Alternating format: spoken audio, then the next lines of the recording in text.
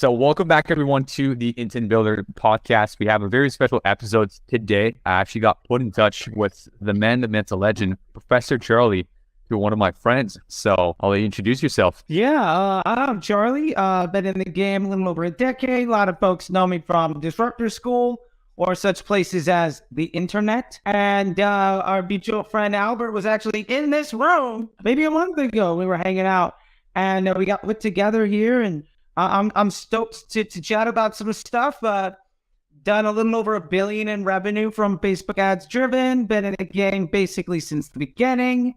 I was spending $1 million a day before there was a pixel.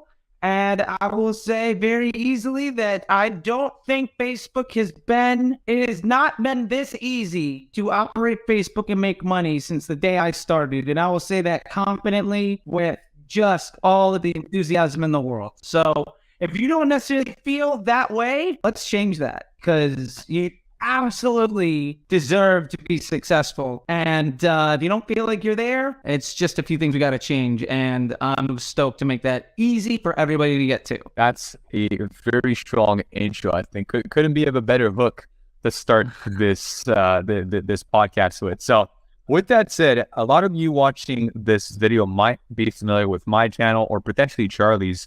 If you're familiar with Charlie, you already know about the 3-2-2 method. I've recently started talking about it. We started implementing it thanks to Albert actually earlier this year. And it's been working great. Honestly, it's been working amazingly well.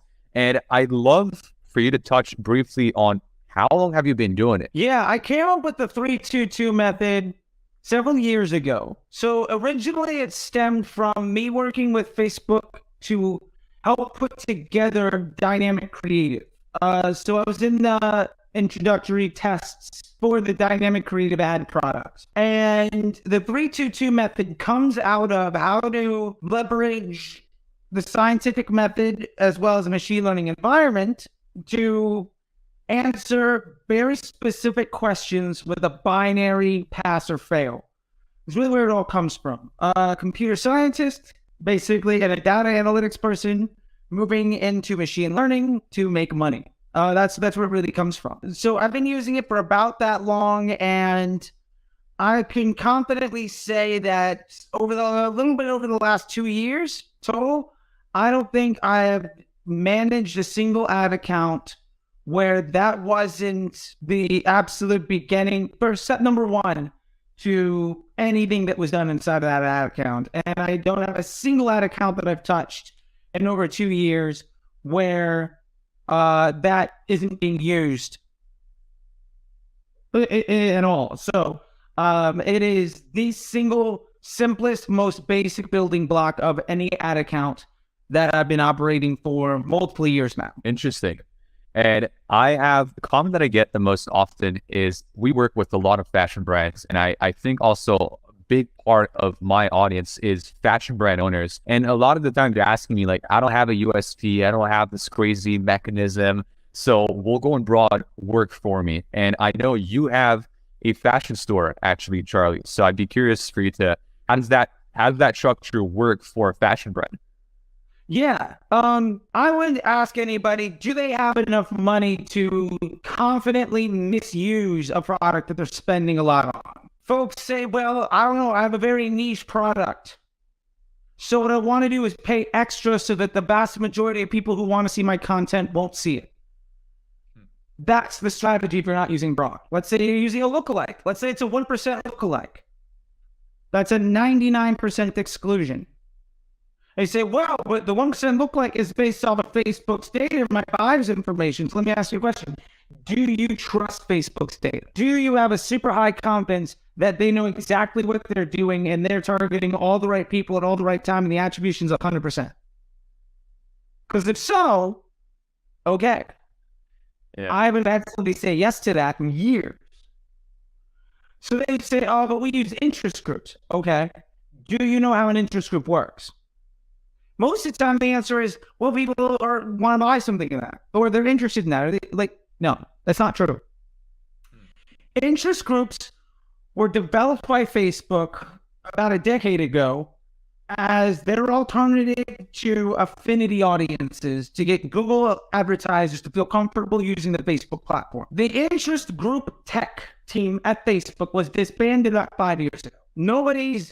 There's not a developer like working on interest groups. It's a dive mode access to the internet. Now, 1/3 of the people in an interest group, back when it was being managed, 1 out of 3 people in an interest group were there just by mistake. So it's not perfect. 1/3 of the people there by mistake. So let's remove 1/3 of the people from that interest group. Generally speaking, people talk as often or more about things that they don't feel positively about. Like if you don't like something, if you go to a restaurant and you have a bad time, you're more likely to tell people that restaurant sucks than, oh, I went to a restaurant and it was okay. Yeah. You might talk about how you dislike something just as much as you do when you like it. You'll notice that during elections or times with a sporting events or where something's in the news where somebody has an opinion, if you talk about that subject, you're often targeted by ads that are positive towards the side that you don't necessarily agree with, or the politician you don't like, or the sports team that you're not a fan of, etc. The point is, you're in an interest group because you're talking about that subject, not because you have positive or negative sentiment. So let's say half the people there have negative sentiment. So out of the interest group, 1/3 is there by mistake. Another 1/3 is there because they don't like something. The last 1/3 is there because Facebook has identified that this person likes something and that they're currently talking about it. How many things do you like that you're currently talking about that you're ready to spend money on today? 1%? Yeah. 5% maybe? So if it's a 1 million person interest group, your actual potential customers might be 10,000, 20,000 people. And you're paying extra to exclude the vast majority of individuals who would be interested, but just having given that signal of talking about something overtly, or Facebook just makes the mistake. So they're not necessarily in that group. And what's more important is, in 2018, Facebook changed the way targeting operates. So you used to need targeting audiences because ads were shown randomly to anybody inside of that audience. Yeah. Here's a group of moms. Show this ad to all moms and hopefully get a sale. Which made sense when you're coming from Google Display or from email or you're buying programmatic. Right. Totally makes sense. I want to get 1 million impressions from CNN.com or MTV or whatever it is, right? TMZ, whatever the case is. Yeah. In 2018, Facebook shifted over to a different way of operating where they place the priority on the end user experience. So you see content, not because you're following all the pages, not because those are all your friends. How much content do you see in your Instagram feed? Do you see every single one of your friends in chronological order? No. Do you see every page you follow? No. You're more likely to see something from somebody you've never heard from before as a suggestion than from half of the people that are on your list that you haven't even seen anything from in years, even though they use it every single day. The point is, you're shown content because it's the type of content and a fashion that you like to engage with around topics that you want to talk about. So ads are shown to people on the same algorithm of organic content. Yeah. So just like when you open up Instagram Reels or TikTok, you see things that are basically stuff that you want to see. It's you turn on the television, the TV's predicting what TV show you want to watch. And it's really, really good at it. The only difference between organic and paid is in paid, you're paying for the opportunity to put a burden into somebody's experience. Yeah. Most ads aren't something people are excited about. But the ads do the targeting. If your ad is a liability of Facebook's business model, it's going to be shown to less people. And the people that are likely to see your ad are the ones that want to see that content. So I don't care how niche you are. Make an ad that your target buyer would want to see and they're likely to see it. It's not in Facebook's business model or in their best interest to show your ad to all the people that don't want to see it. Yeah. So if you are going to use any targeting, retargeting or lookalikes or interest groups, understand that what you're doing is, because those audiences also cost extra. And back in the day, Facebook literally used to tell you how much they were charging you extra because you're renting that data from some other third party like Datalogics, et cetera, et cetera.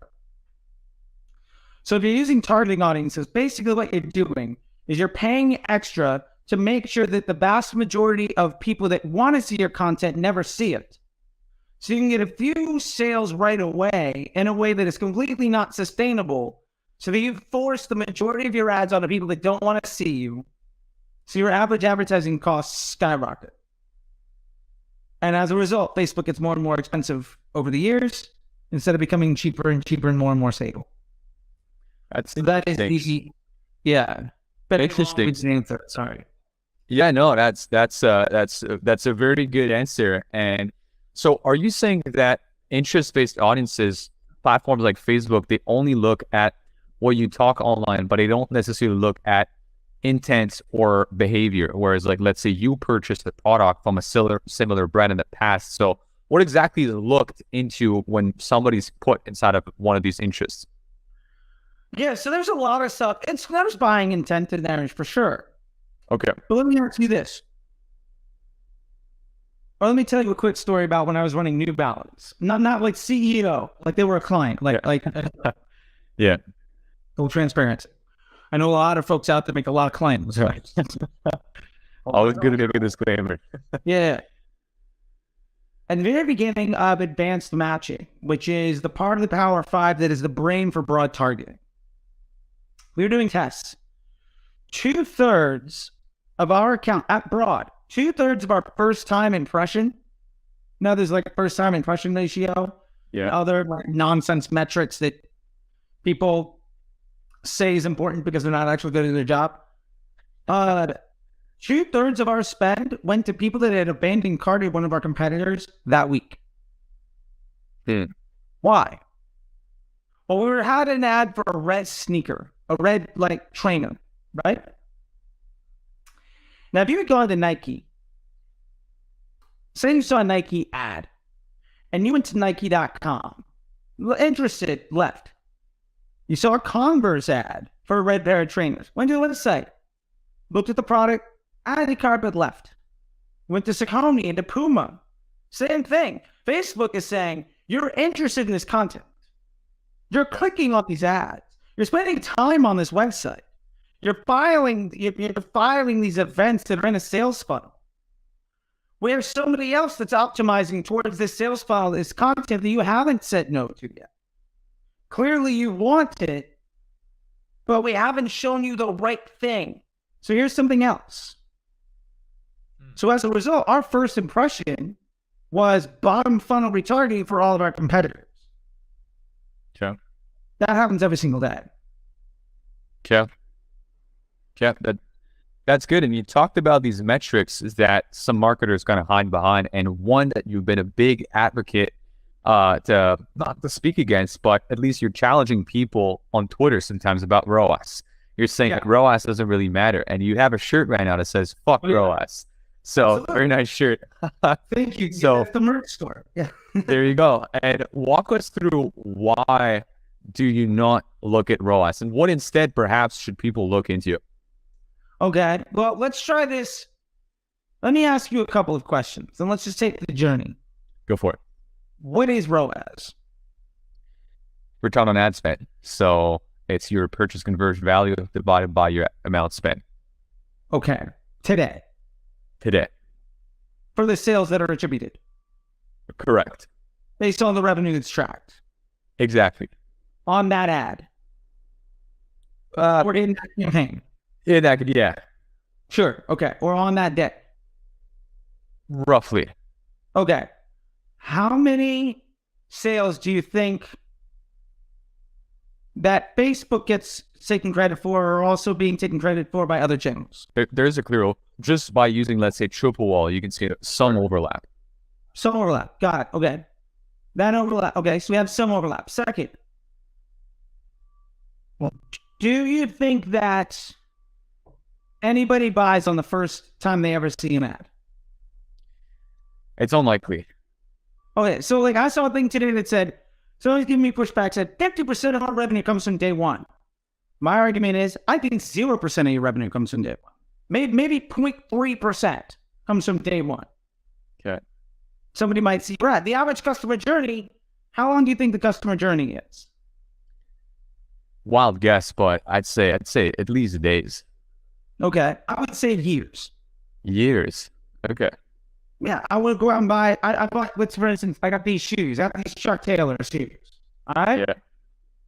The ad that I saw didn't tell me I had feet. It's not the first time I saw shoes. I've been in the market for shoes for years. Good.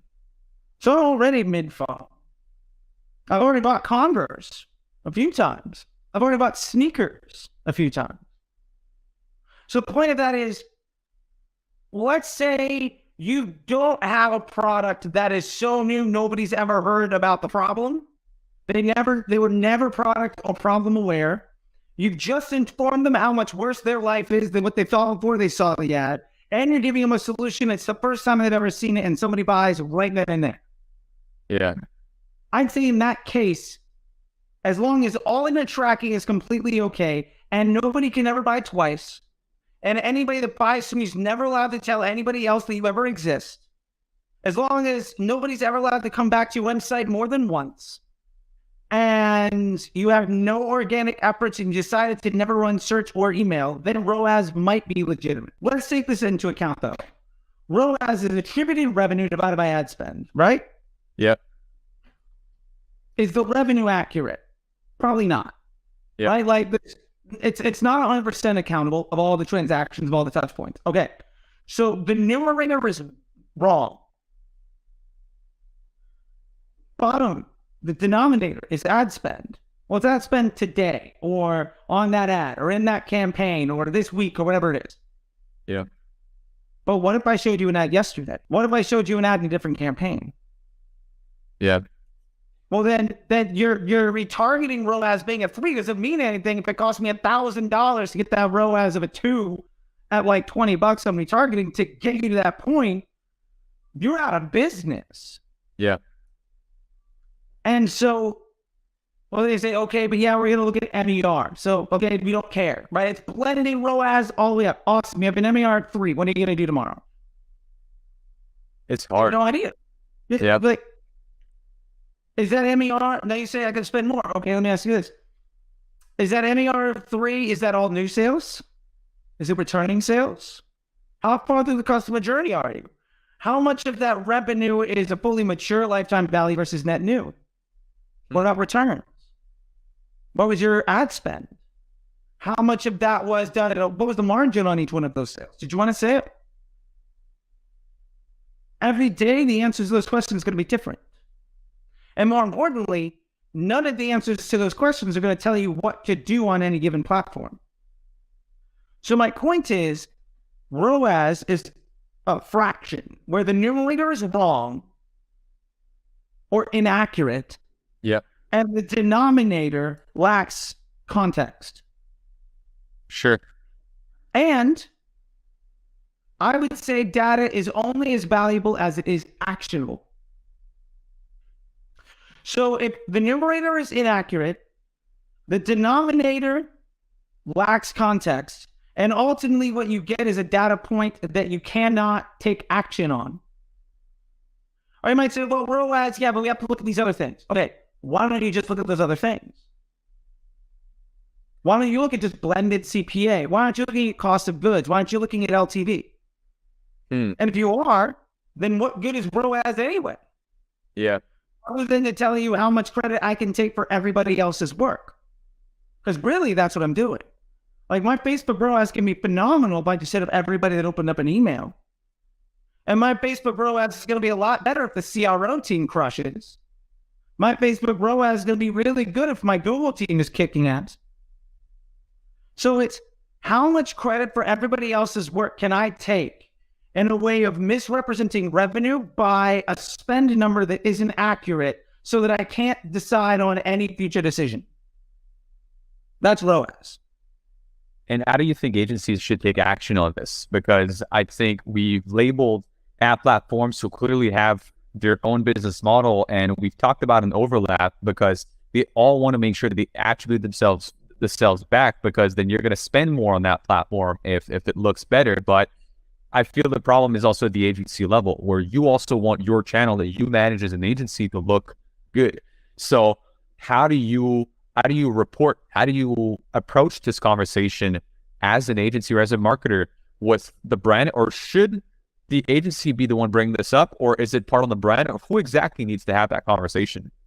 I think it should be the agency that is having the conversation of the way we can define success is by generating incremental lift across your business and ultimately meeting your financial and business objectives. Like, I should be a marketing department of your company where when you give me money to spend on your behalf, what I do is make the finance department happy.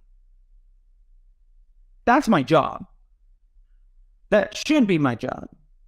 What we actually have is a situation where an ad agency or media buyer's job is to make the person that hired them look good to their boss. Yeah, a lot of the time that's the case. Yeah, that's your job. So you oftentimes have a company where somebody's head of marketing and that person hires an agency. That agency's job is to make the head of marketing inside the company look good to the CEO. That's generally a lot of what's going on. And if you are a founder hiring an agency, you should be able to define a business metric as something other than ROAS. And if you don't know what that is, okay, then the agency should be able to tell you what that looks like. But I think we're facing a problem where we are generations of media buyers deep of ad agencies founded in the teens by really good media buyers that had a personality and could acquire talent.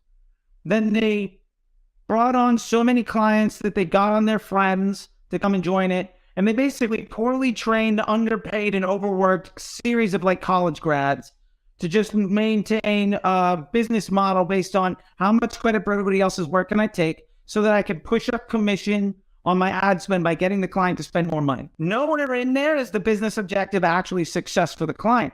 And I even face issues of ad agencies like, no, our biggest goal is client success. And when the client's successful, our ad spend goes up. Like, well, that's true, but you're reporting your success as ROAS, which is basically you're saying that you're successful because of all the work of everybody else, which I agree with.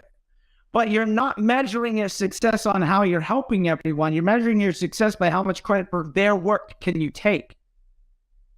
So instead, we need to be looking at actual real business metrics. Like, for instance, if you ever watch Dragons Den of Shark Tank and had anybody on the panel say, what's your ROAS? Not once. I watched literally every episode of Shark Tank. I've watched every episode of Dragons Den. Like, I've binged it. I've watched hundreds of hours of these shows. Not once. Not once did anybody ever get a deal because of that. What do they ask? What's your customer acquisition cost? What's your lifetime value? And to be fair, I think in the world of digital marketing, that's a very simple way of looking at it. I do think that's true. But in the world of digital marketing, I'm even less concerned about customer acquisition costs because I think that's also a misnomer.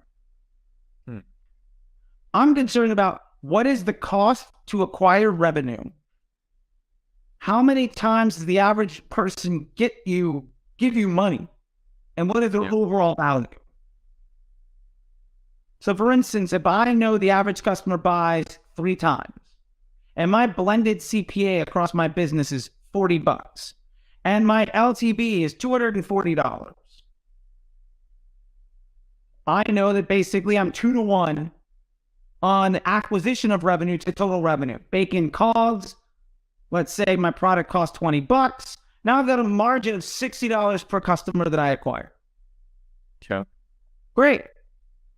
So now I know my target CPA could be higher. I can spend 50% more to acquire any transaction in that customer journey. That is me understanding the business metrics like a finance person. And I'm instead of hearing it. Let's go for it. Sorry. Yeah. No, go for it. I was going to say, I'm already hearing the first-time founders talking to me about cash flow. Yeah, but I don't have the money. I can't afford to not be profitable right now and wait until hopefully the customer makes me money in 6 months. So Sure. what do you respond to cash flow? Well, your LTV. What's your LTV? They say, well, I don't have LTV. I only have one sale. Great. That's your LTV. Okay. Man, if your LTV is one sale, okay, that's your LTV. And should ads play only an acquisition role, or what do you also see ads in bringing people back? I see ads as being full funnel. Okay. For two reasons. One, it's way more expensive to exclude people from buying again. Like for me to go in and say, never touch any of these people that ever bought. That costs money. Also, why not go after that money? You might say, well, I made a sale. I've already acquired that customer. What if it costs you $10 to get somebody to buy a second time and $50 to get them acquired for the first time? And they're worth $60 every transaction. Let's say 5% of people would buy on their own. But if you ran ads, 20% would buy a second time. Which one of those is better for cash flow? Getting people to buy a second time. Yeah. What if have those people buy a third time that bought a second? What if instead of trying to run your business with a preconceived notion that my customers will only ever buy once, or that my marketing after the sale is so good that I don't even need to worry about, that I'm willing to pay more money, I'm willing to invest my assets with a worse exchange rate on my investment. I want to pay more, I want to be more difficult in a way that not only is less cost efficient, but also starves the machine learning from seeing more data points. Like if I could get 20% more purchase conversion data into the platform by getting more sales for cheaper, the machine's going to get smarter faster. And I'm going to have much better cash flow. Because likely that second, third, fourth purchase is going to happen at a lower cost than the first purchase. So my margin per transaction improves. And I have a higher volume of conversion. And the machine is seeing a higher volume of conversion data. True. So it doesn't make any sense to me that somebody be like, I don't want to target any existing customers with ads. I think that comes from a place of being taught poorly how things work, or you have to be so belligerently confident of your second purchase rate that it doesn't matter. Hey, look, if 98% of people that buy from you once buy a second time, exclude previous buyers. Go for it. Yeah. But like, say you get 10 sales a week. Say you get 10 sales a day. You get 10 sales a day. Each month, that's 300 people. Yeah. How much money do you think you're wasting, quote unquote, by targeting 300 people a day with your ads? Let's say your CPM is $20 and you spend $500 a day. Maybe you spent $30, $40 on somebody that could have potentially bought anyway. Yeah. Like, that's such a drop in the bucket.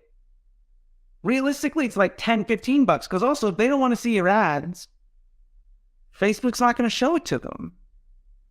Right? If the people that just bought from you don't like seeing your content, they're not going to see it.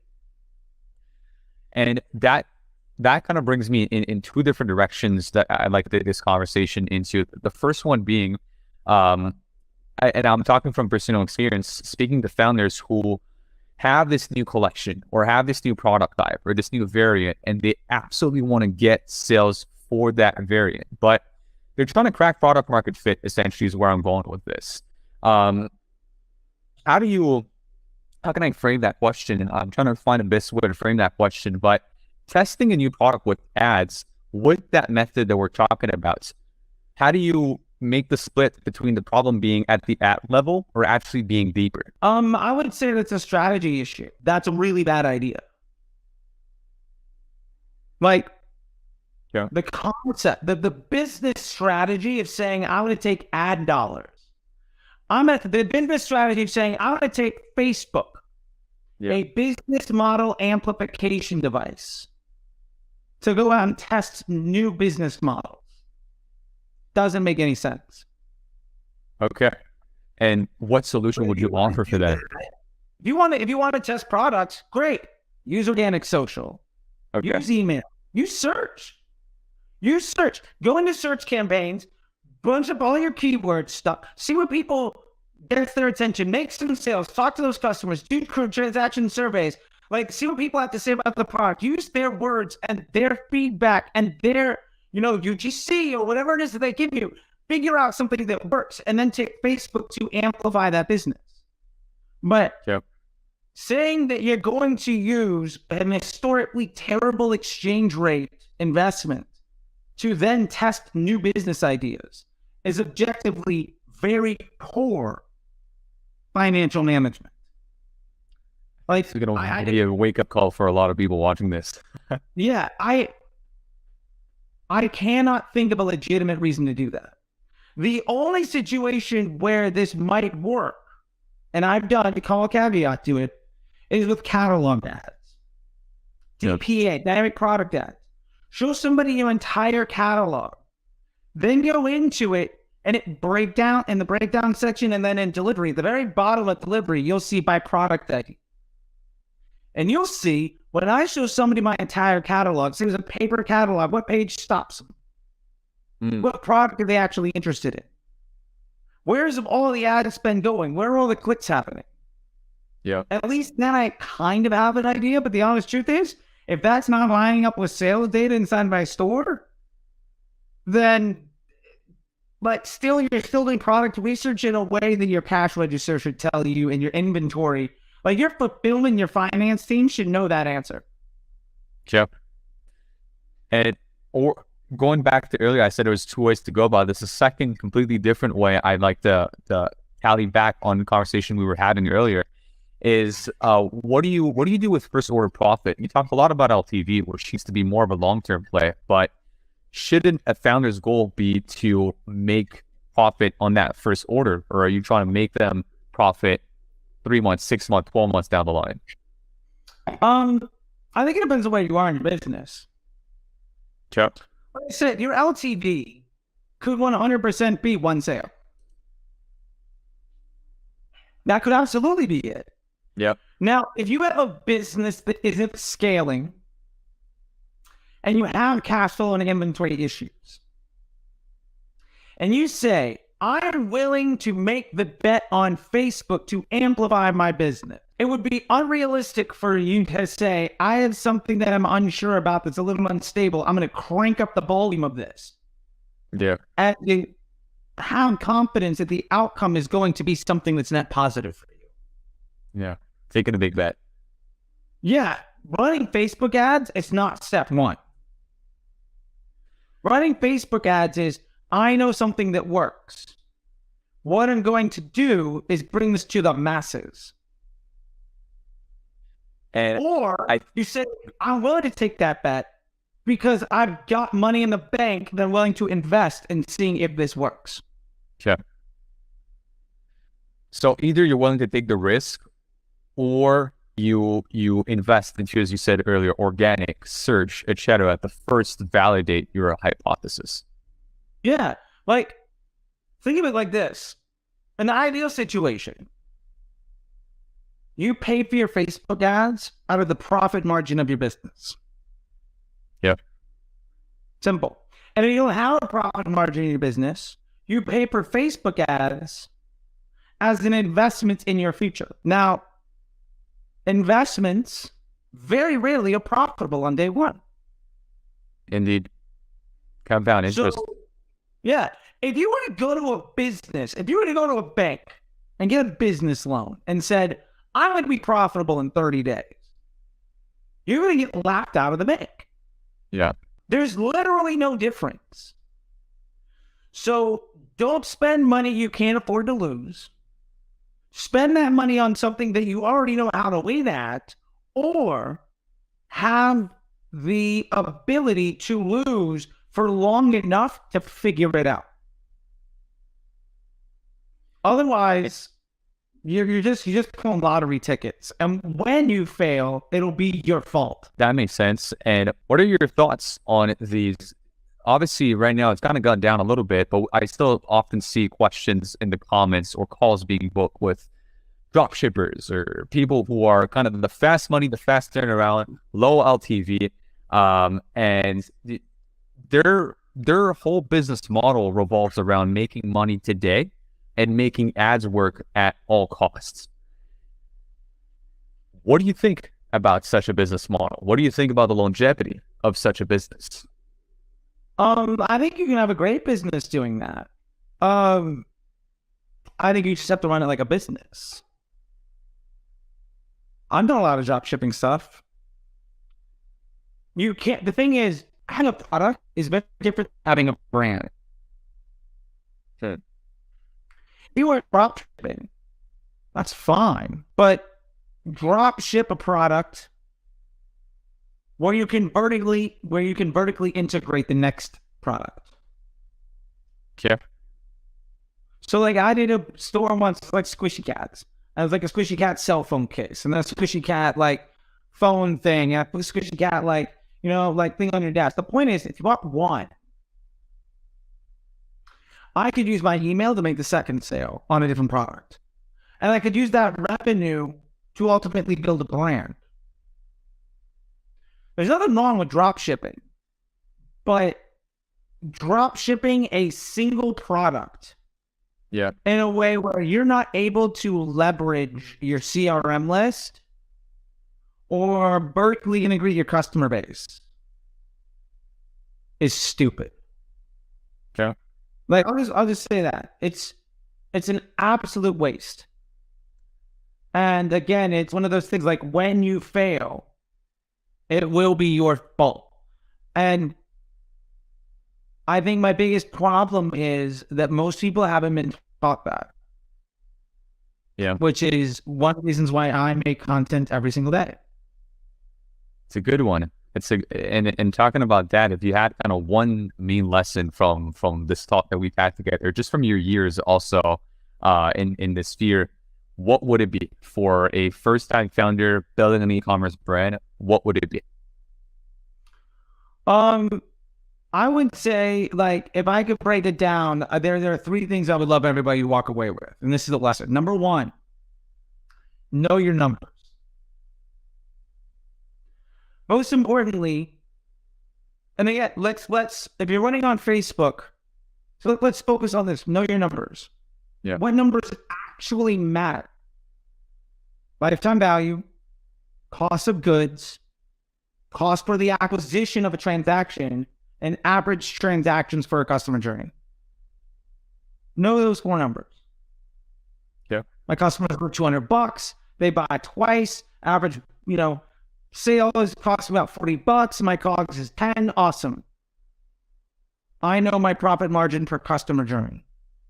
Great. So now I know every time I get a new customer how much they're worth. Maybe it's one sale. Okay. Number two is understand how your business makes money.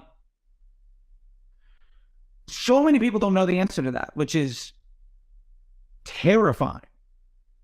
But they say, well, I run ads to make money. Like, well, you run ads to make sales, but maybe that makes you money, maybe it doesn't. Like, what is the core of how your brand works?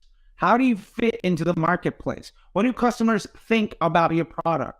Why are they buying from you versus somebody else? How does your system operate? I run Facebook, I run search, I run email. 10% of my customers come back again and 2% return. Okay, that's a much better answer than I run Facebook ads. Yeah. Right? Know how you make money. And the third thing I would say is prioritize. Like, you don't need to be good at everything, but you need 3 of the following 7 things. Prioritize getting good at 3 of the following 7. That's all you need. 1 or 2 of the first 3, and then 1 or 2 of the following 4. Email, search, social. Get good at least one of those or 2 of them. Sure. And then there are 4 nuances to these 3 core principles. One is being an econometrician, understanding the unit value of money, right? Like how your business works. Understand that. That's one thing that can help you. You don't necessarily need it. There are plenty of people that are successful that do not understand that, and that's totally fine. Second thing would be storytelling.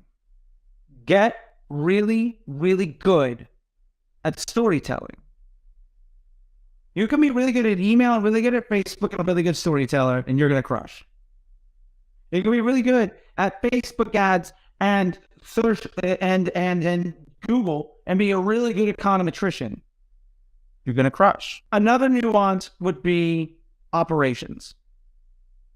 Understand how to put a business together in a way that, like, understand where the waste is, how you make the things work, and what you need to do. Like, for instance, I'm an investor in OpV, and one of the things OpV is doing is they know that, to be fair, they have a high return rate on selling the products, and what we're doing is going to Walmart. Yep. If you have a problem in the D2C space, overcome that with volume in retail. That's an operations solution. Interesting. And then the last one is psychology, consumer psychology.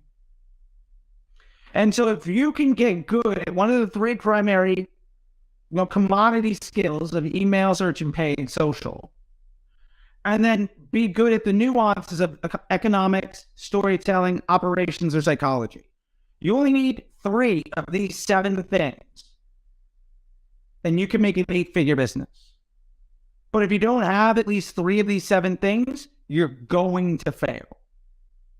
That probably represents 98% of the businesses that I've ever met. And honestly, I don't know too many businesses that have more than 4 or 5 of those things down. I don't know anybody that's been all that. And you don't need to. But so I know it's a very long-winded lesson, but the point is getting good at the acquisition of attention and the monetization of it. And then economics, storytelling, operations, psychology is what happens when you have a customer and when you have cash flow. Figure any of those things out and you're gold. Otherwise, you're immediately replaceable and ultimately a liability to the bank. That's amazing. Thank you so much for this time today. If people want to find you on socials, where can they follow your journey and learn more from you, man?